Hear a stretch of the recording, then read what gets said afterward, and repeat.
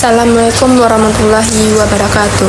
Perkenalkan, nama saya Nur Safira, BP 23.1033.02.013, Prodi Agribisnis Fakultas Pertanian Universitas Eka Sakti.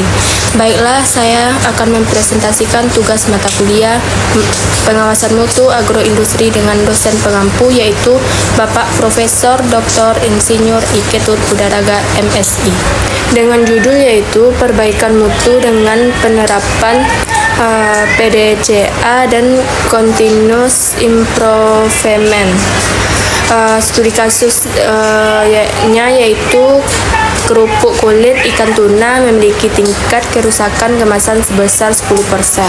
Latar belakang mutu produk merupakan faktor yang penting menentukan keberhasilan suatu usaha agroindustri. Produk yang memiliki mutu baik dapat meningkatkan kepuasan konsumen, memperkuat citra perusahaan, dan meningkatkan daya saing di pasar. Pada produk kerupuk kulit ikan tuna, kemasan memiliki fungsi penting dalam menjaga kualitas, keamanan, dan kerenyahan produk. Namun, ditemukan tingkat kerusakan kemasan sebesar 10% yang dapat menyebabkan penurunan mutu produk, peningkatannya keluhan pelanggan, dan kerugian bagi perusahaan. Oleh karena itu, diperlukan upaya perbaikan mutu menggunakan metode PDCA dan continuous improvement. Tujuan dari analisis ini adalah untuk mengidentifikasi masalah mutu yang terjadi pada produk kerupuk kulit ikan tuna, menentukan akar penyebab masalah, menyusun tindakan korektif dan preventif, merancang program peningkatan mutu berkelanjutan, serta mengevaluasi efektivitas tindakan perbaikan yang telah dilakukan agar kualitas produk dapat terus ditingkatkan. Profil produk kerupuk kulit ikan tuna merupakan produk olahan hasil perikanan yang dibuat dari kulit ikan tuna yang telah melalui proses pembersihan, pembumbuan, pengeringan, penggorengan, dan pengemasan.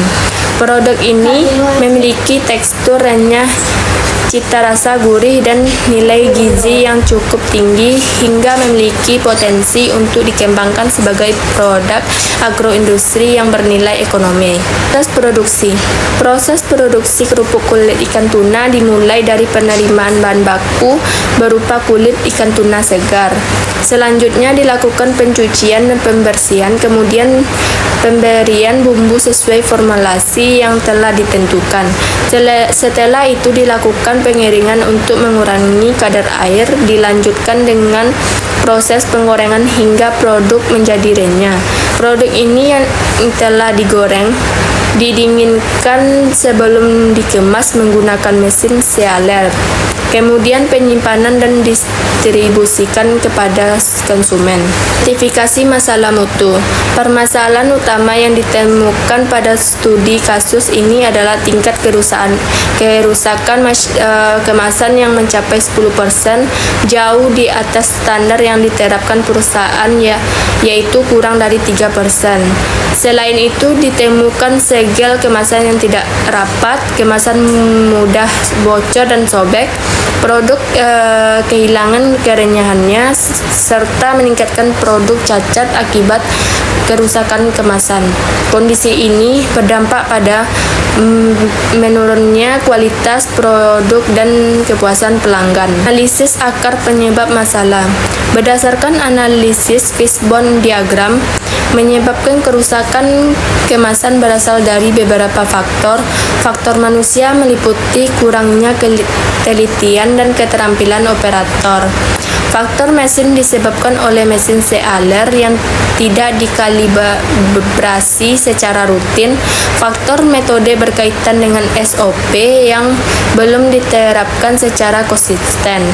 Faktor material berasal dari kualitas kemasan yang kurang baik. Faktor lingkungan berupa kondisi area kerja yang kurang mendukung. Sedangkan faktor mengukur disebabkan oleh kurangnya sistem monitoring dan evaluasi mutu. Plan atau perencanaan. Pada tahap perencanaan, perusahaan menetapkan target untuk menurunkan tingkat kerusakan kemasan dari 10% menjadi kurang dari 3%. Untuk mencapai target tersebut, direncanakan beberapa tindakan perbaikan, yaitu melakukan kalibrasi mesin sealer secara rutin, menggunakan bahan kemasan yang lebih berkualitas, menyusun SOP pengemasan yang lebih jelas, memberikan pelatihan kepada operator, serta meningkatkan inspeksi mutu pada setiap proses pengemasan. Tahap DO atau pelaksanaan. Tahap pelaksanaan dilakukan dengan menerapkan seluruh perencanaan perbaikan yang telah disusun.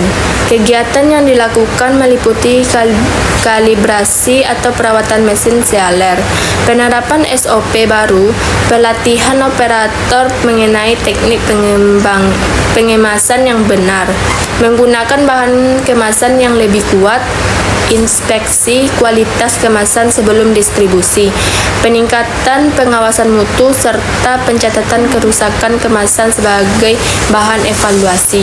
Tahap pemeriksaan dilakukan evaluasi terhadap hasil perbaikan yang telah diterapkan. Hasil evaluasi menunjukkan bahwa tingkat kerusakan kemasan berhasil turun dari 10% menjadi 2%. Keluhan konsumen juga menurunkan dari 5% menjadi 1%. Sedangkan efisiensi proses pengemasan peningkatan dari 85% menjadi 96%. Hasil ini menunjukkan bahwa target mutu yang telah ditetapkan berhasil dicapai. Tahap tindakan dan standarisasi. Setelah perbaikan dinyatakan berhasil, perusahaan melakukan standarisasi terhadap seluruh tindakan yang telah berbukti efektif. Kegiatan yang dilakukan meliputi revisi SOP pengemasan, penjadwalan kalibrasi mesin secara berskala, pelatihan operator setelah 6 bulan, audit mutu internal, serta penerapan sistem monitoring mutu yang berkelanjutan untuk menjaga konsistensi kualitas produk. Program Continuous Improvement. Program Continuous Improvement direncanakan selama 1 tahun dengan berbagai kegiatan perbaikan yang berkelanjutan. Program tersebut meliputi pelatihan GMP, audit mutu internal, kalibrasi mesin, evaluasi kepuasan pelanggan, penyempurnaan SOP, inspeksi kualitas bahan kemasan, audit kepatuhan SOP, analisis data kerusakan kemasan, peningkatan sistem pengawasan mutu, serta evaluasi program secara menyeluruh pada akhir tahun. Pengukuran kinerja mutu. Keberhasilan program perbaikan diukur menggunakan beberapa indikator mutu, yaitu tingkat produk cacat kurang dari 2%, keluhan pelanggan kurang dari 1%, efisiensi produksi lebih dari 95%, ketidaksesuaian mutu kurang dari 3%, dan kepatuhan terhadap SOP mencapai 100%. Indikator tersebut digunakan untuk memastikan bahwa mutu produk tetap terjaga secara konsisten. Evaluasi efektivitas perbaikan. Perbaikan mutu dinilai berhasil karena target kerusakan kemasan berhasil dicapai.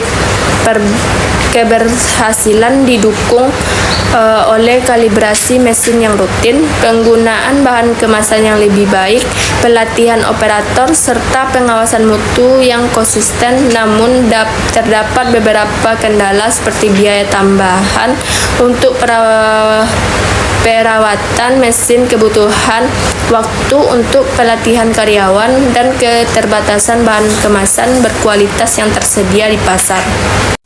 Kesimpulannya yaitu berdasarkan hasil analisis dapat disimpulkan bahwa masalah utama pada produk kerupuk kulit ikan tuna adalah tingginya tingkat kerusakan kemasan sebesar 10%.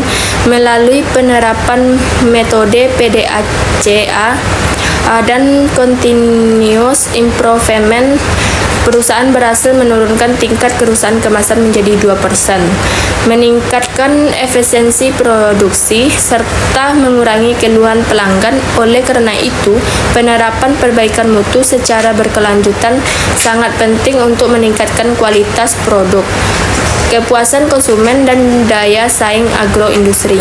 Demikianlah presentasi saya. Assalamualaikum warahmatullahi wabarakatuh.